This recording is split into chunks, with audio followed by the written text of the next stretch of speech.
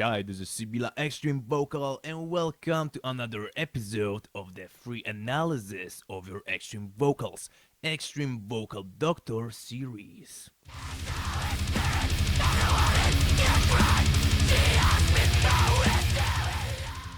Alright, so let's give a listen to the first recording. I have no idea what we will have to listen to, but I know one thing for sure.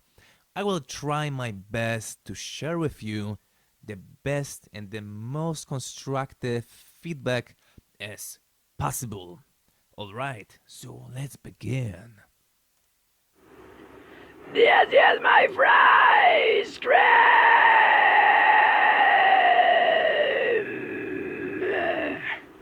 This is my low fry. This is my middle fry. Yeah.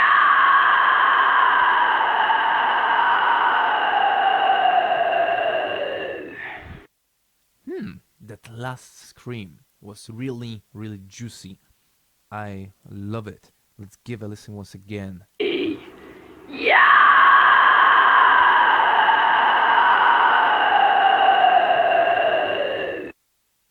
Cool. This is the recording from the Twisted Mind from Cuba, and this is his demonstration of his fry scream.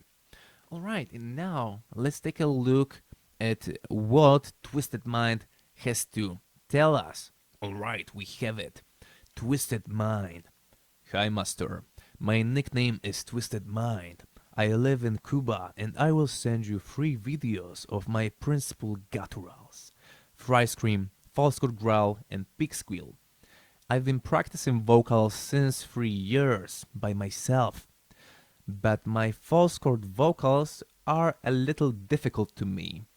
I hope to improve my technique with your advice. Thanks for checking. Thank you, Twisted Mind, for sharing the recordings and your story. Now, I will do my best to give you a valuable feedback. And it turns out that Twisted Mind has around 3 years of experience with vocals, and during that time he has learned 3 basic techniques: fry scream, false chord, and pig squeal.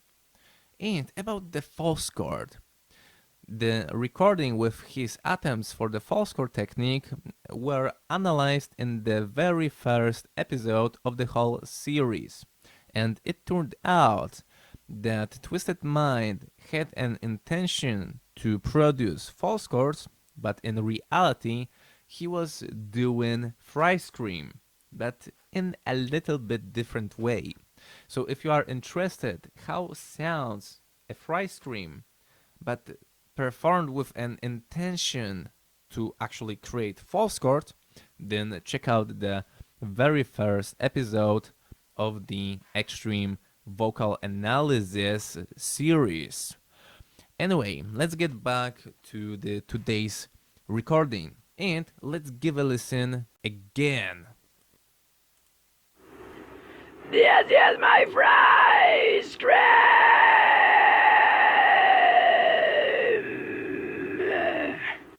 Ooh, that ending was very evil. That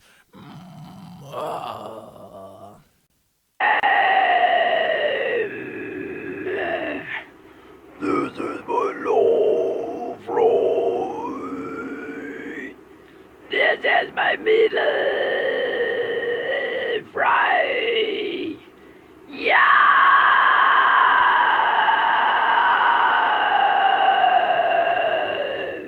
yeah, again, definitely the last scream is the best one. In your opinion, what is good, what requires fixing, and how to actually do it? Listen once again. This is my fry scream.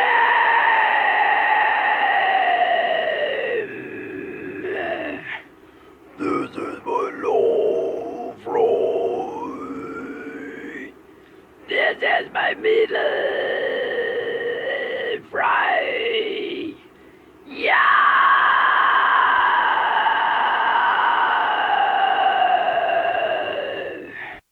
Cool. So what are your thoughts? feel free to share them in the comments below the video. Sharing experiences, observations, opinions, I think that's a very helpful thing. And all of us can learn something new. Something that, for example, I missed or other viewer could miss can be pointed out by you. You can help us. And probably we can help you. Okay, I think that overall, those are good attempts for the fry scream, especially the last scream with the ya syllable is just juicy and like flawless because the scream is projected with confidence but without extra pressure and aggression. Mouth is opened and sound is not limited, it can fully expand. It can naturally grow to its full volume. Nothing can stop it. And also, the sound is very focused, very direct, and clear. That sounds really, really good. Just give a listen.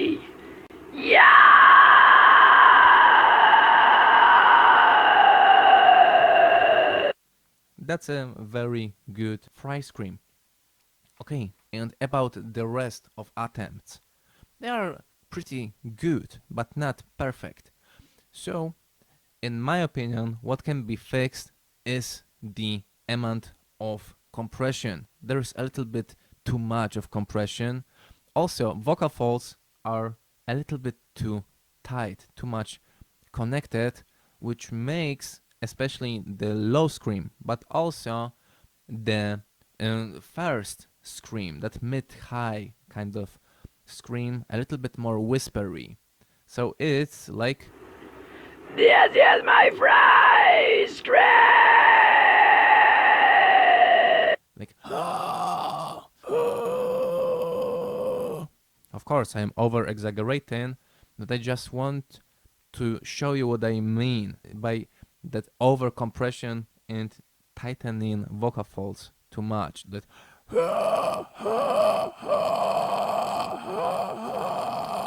and the very background. This is my fry scream. This is my low fry.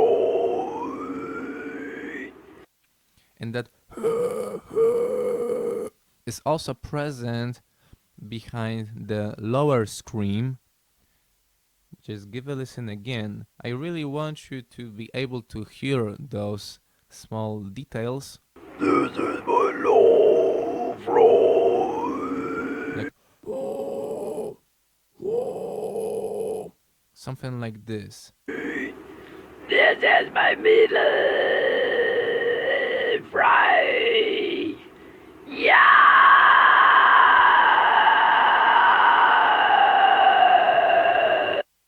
But that's a sign that vocal folds are a little bit too much connected, there is too much compression, and maybe too much air is flowing through too tight space, and some weird overtones are created. Just balance the amount of compression, the amount of air, and the connection tension of the vocal folds, especially while producing the lower screams. This is my low fry. There is one extra thing, pretty important thing, but easy to overlook at first. I think that Twisted Mind is using the upper register for doing lower and deeper screams. So it's a little bit like I wanted to sing, for example, this note with a falsetto instead of the way that I just did.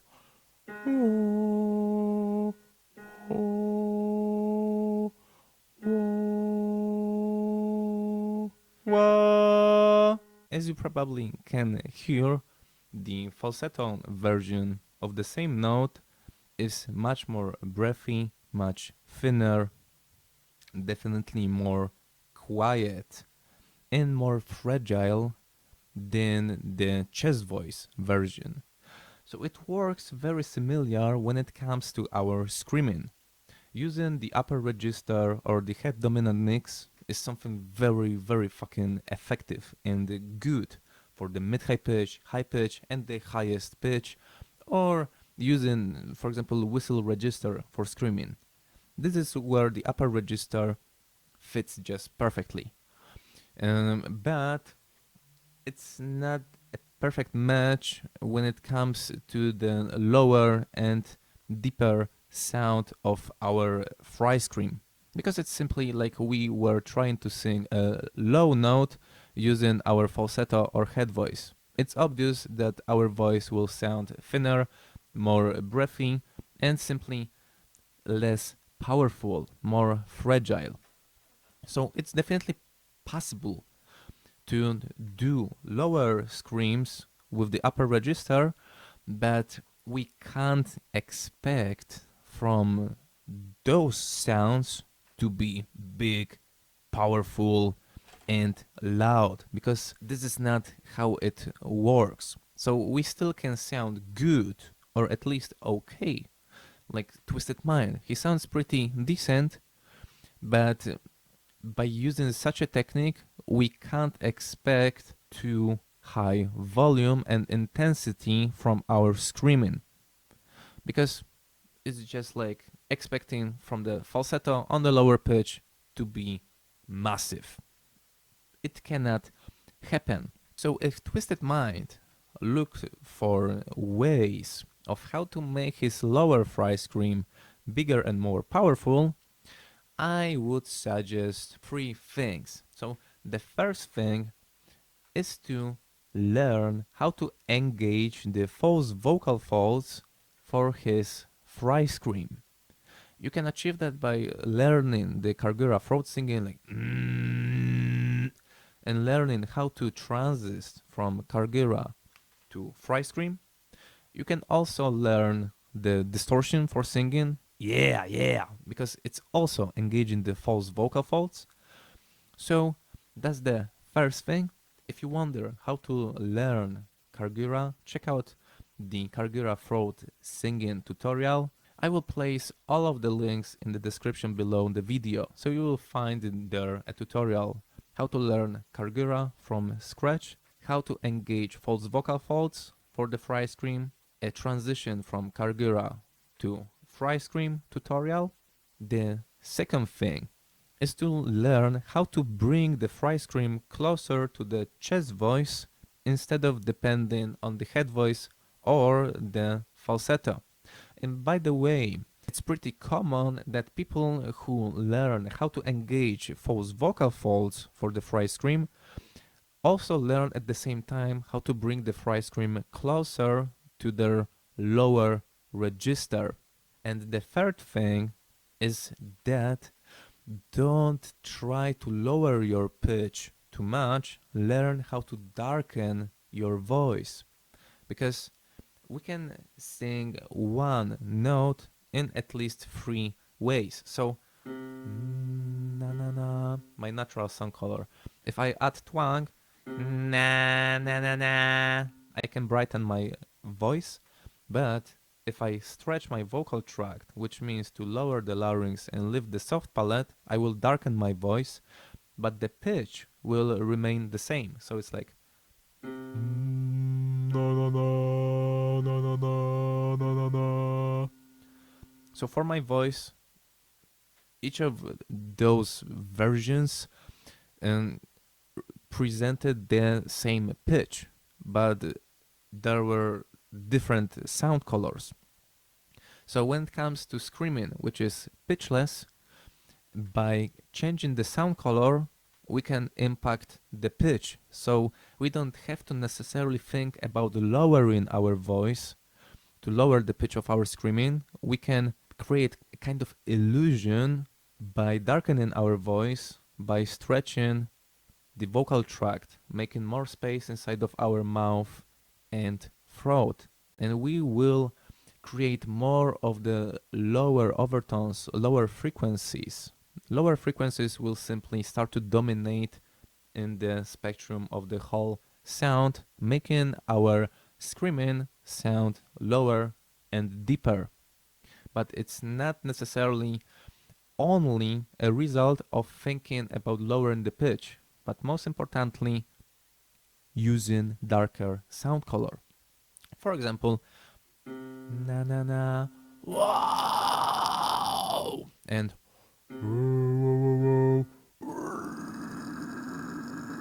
so for my voice, both are the same pitches, but ah and wah create a totally different sound of a scream. So, Twisted Mind, that last scream is just fucking juicy. Let's give a listen once again.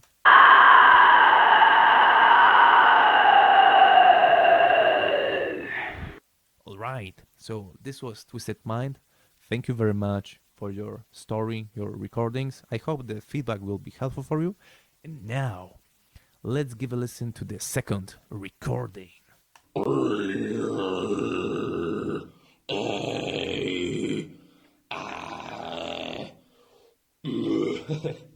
don't know.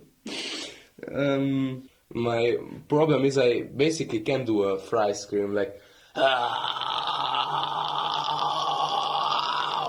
and like very high too. But the low fry screams sound not enough powerful for me, if I can say that. So that's why basically I want to learn false chord to have a nice low scream. Yeah. It turns out that the very beginning of the recording starts from a couple of attempts for nailing the false chord, because Jason, the new kid, wants to improve the power and intensity of his lows, and the easiest way how to do it is to learn the false chord. That makes actually a perfect sense. You don't have to hit head against the wall with lower fry scream if it doesn't work. Instead of that, you can master the mid-low, and low false chord, which from the very beginning will likely be bigger, louder, will be placed closer to your chest voice, and obviously you will engage your false vocal folds, which will also result in creating a bigger sound. So, Jason learned how to do a fry scream, kind of mid-low fry scream, which sounds pretty okay, but as you can hear, it's very constricted and it seems to be out of balance. Just give a listen for yourself.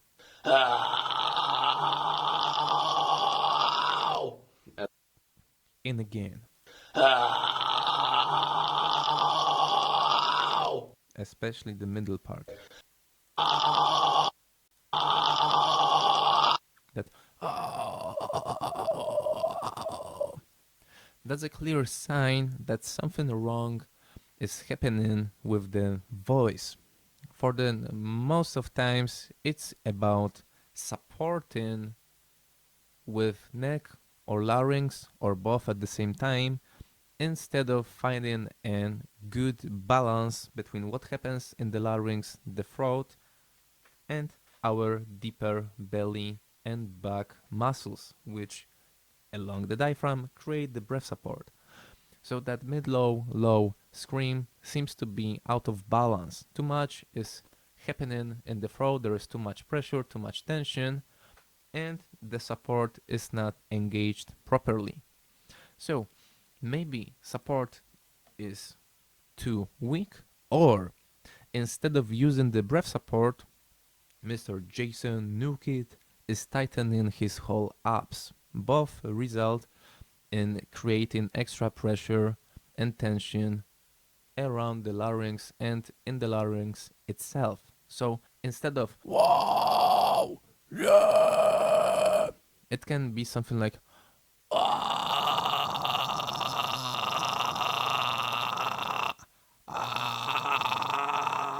or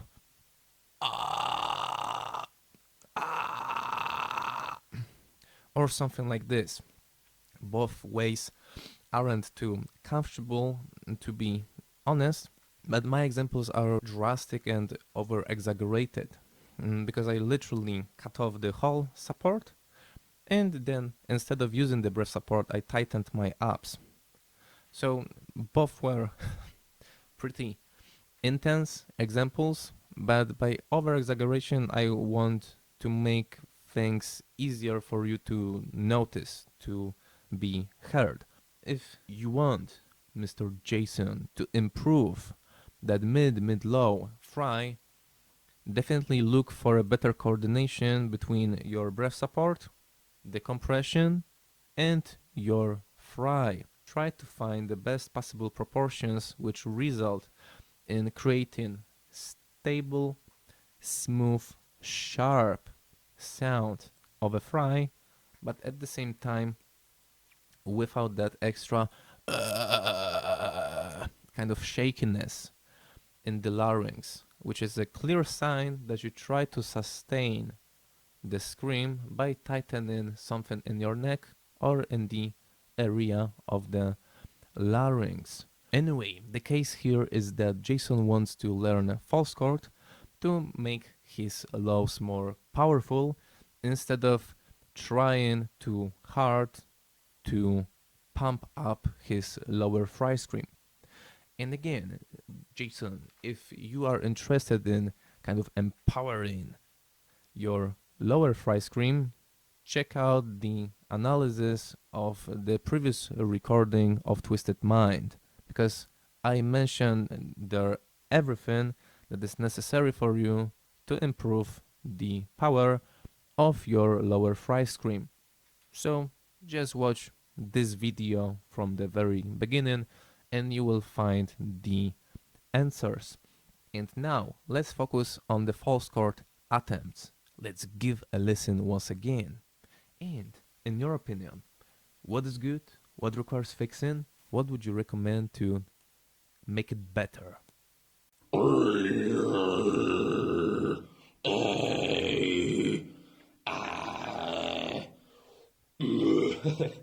And again.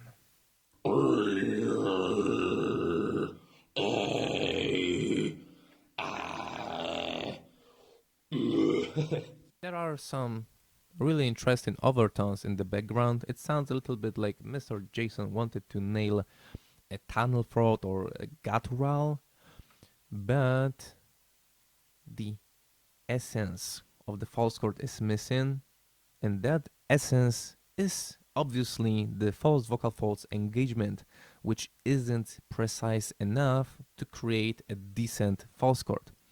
So I would recommend all of you, especially if you just begin your adventure with the false chord technique, to focus on finding, locating your false vocal folds instead of trying to create fancy sound overtones and resonance.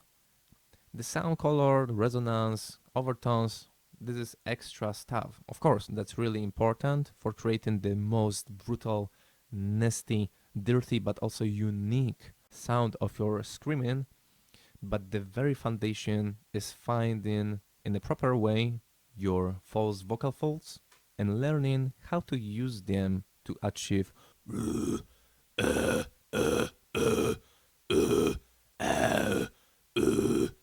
even a basic growl or a false chord scream.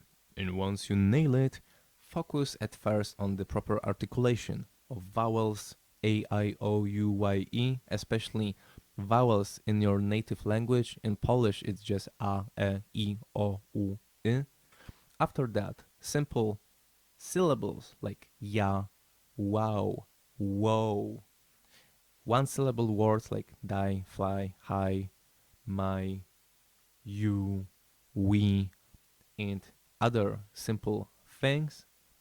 After that, try to learn a couple of lines from lyrics with a basic false chord, and once you master it, then it's the time to play around with your sound color, with resonance, with different settings of your palette, your tongue, to create brutal, dirty, and original sound of your false chord. But the very foundation is the false chord distortion, the engagement of your false vocal folds. And so this is something I can recommend you all.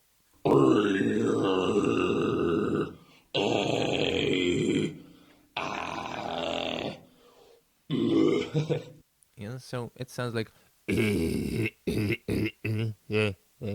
like such a resonance was used in other weird settings, but the key point is missing, the precision of the technique. So firstly, the foundation, find your false vocal folds, find your false chord distortion, for example with a growl.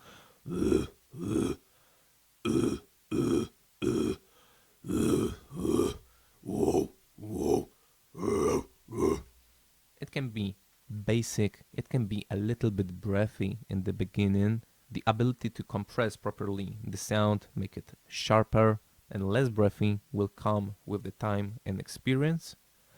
The main thing is to find your false chord. And after that, articulation, and after that, playing around with sound colors, resonance, and various settings of your tongue, mouth, and palette. Last thing about the recording from Mr. Jason New Kid. The high-pitched screaming with the fry actually sounds very good, and compared to the lower fry, the higher one sounds much better coordinated, much more balanced, and simply more juicy. Just give a listen for yourself. It's not like 100% perfect, but it's much better than anything else in this recording. Summing up, find your false chord, for example with a basic growl, learn articulation, then play around with different settings of your mouth, tongue, and your soft palate to find the best sound that you like the most. About the fry, try to not push your fry scream too low, too much down the throat.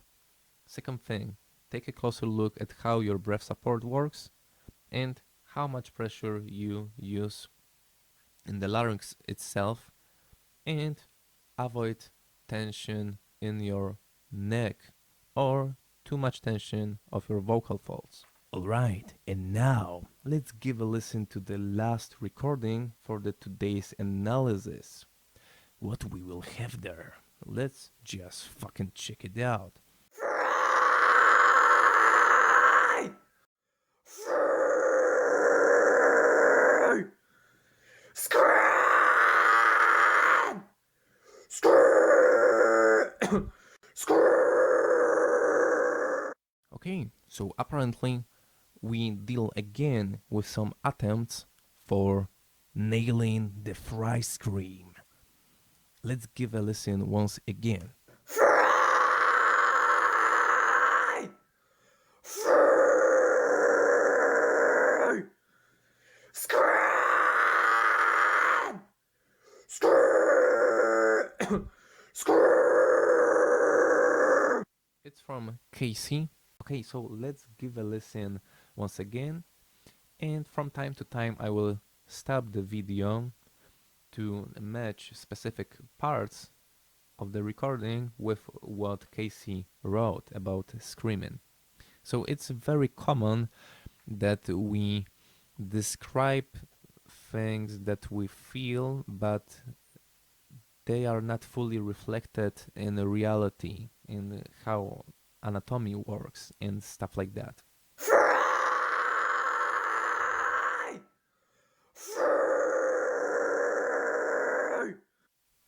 Okay, so that part refers to the scream in the beginning is higher, and later it's the same word but with a low scream. So actually both screams represent the same pitch. The only difference is that the beginning is more like fry, And then second attempt with the same word fry, but aiming for a lower pitch, is done with a little bit different vowel. So it's not like fry, but more like fry, fry, fry. So the I is replaced with oo. Such a thing is called a vowel modification. So vowels are pretty flexible. For example, in Alice in Chains, you can find many examples of vowel modification. For example, in the song Bleed the Frig, it's like these stand for me, but Lane is singing these stand for May. And then it's like I'd like to see, but he's singing I like to say, something like that. So that's the most basic example of a vowel modification. We can do that. We can manipulate vowels to change the sound color of our voice, both singing and screaming, but technically Casey did those two screams on the same pitch. He just replaced the vowel I with something like ul, ul. So even if I do I and ul, ul, ul, my voice starts to sound totally different. I, ul, ul, ul, ul, ul. So pitch is indeed slightly lowered, but most importantly, voice is darkened. So it's like fry, fry, something like this. So it's mostly about the vowel modification and darkening the voice, and then slightly lowering the pitch because of the vowel modification and darkening the voice. So this is something tricky. Yeah, sometimes I can sound like a vocal nerd, you know. I just like to focus on those little details, but I am aware that for some of you it can be too much or it can be even boring. If you don't like too much details, let me know. I will try to adapt my approach so the whole series would be more entertaining for you to watch and more interesting. Because I don't create it for myself, I create it for you. So I want those videos be entertaining for you. I would like you to enjoy them as much as possible and also to learn as much as possible at the same time. Okay, so Casey is modifying the vowel I from the fry and doing more like froy, froy, froy, froy, which is pretty a smart move. Okay, let's listen further. His voice starts to crack a little bit in the end, like fry, something like this, a little bit. And in the second scream, the one following the previous one, is the same situation, and there's a little bit of cough, which can mean that there was too much tension in the larynx and vocal folds were rubbing off each other slightly, creating a discomfort, or not necessarily the larynx and vocal folds, but also the area of lower throat. This is the area that is often described by people as a source of discomfort. So when we don't coordinate properly the breath support, compression, and the frying mechanism, we can feel too much tension, scratchiness, discomfort down here because we can use that area for creating the support and the compression, and then it turns out that there is too much tension, too much force, too much pressure, and some tissues are rubbing off each other, creating scratchiness and discomfort. So that's a probable scenario for those fails. Maybe losing the connection with the breath support, maybe using too much compression, or the compression is not precise enough and the lower throat is getting tighter, and vocal folds as well. And let's listen to the last part of the recording. Instead of fry scream, it was more like fry scream, scream. So even when I am speaking, my voice sounds totally different because of that vowel modification. Yeah, so that was pretty good. Casey was pretty hard on his higher scream.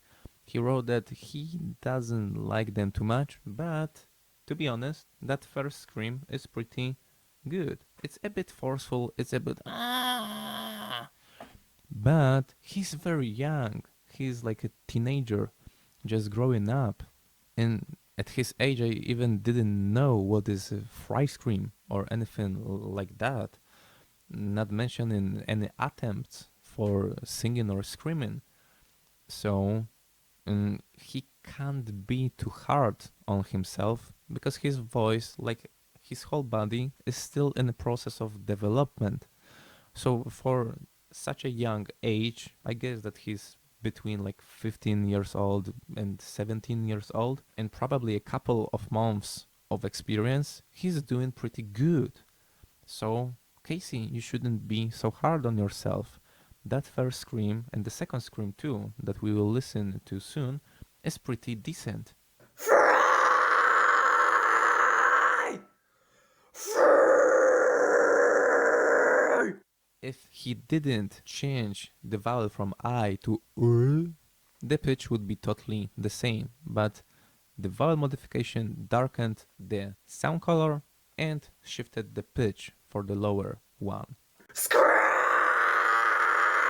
During that scream, he just wanted to make it too big, too loud. He pushed it too hard. And the very same thing happened in the following attempt. Scream! And the last attempt turns out to be on a better way again. Casey, don't worry about your screaming. Everything will be good. Just don't push yourself too much, both mentally and physically. Rest your voice after each training. Give your voice around 24 hours of rest so it could fully recover. The vowel modification trick is very smart. That's a very smart thing, and I think it's good to stick with it, but don't overuse it. I mean that don't make a word like, for example, fry sound like full, full, full. Find the balance between darkening your sound color and modifying vowels that you use in certain words. Try to find good proportions, and then your pronunciation will remain as clear as possible, but you will also succeed in creating more massive, deeper, and lower sound of your screaming. So I would suggest to learn a little bit more about the sound color and its impact on the sound of both singing and screaming, and to balance it with the vowel modification, especially when you want to sound higher, brighter, sharper, or more massive, lower, and deeper. All right. So that's everything for today. Thank you very much. Let me know how you like the whole series and if there is anything that I can fix and improve so it would be more entertaining and educational for you. Okay, so thanks again. Have a great day and awesome practice. Cheers and love, fuckers.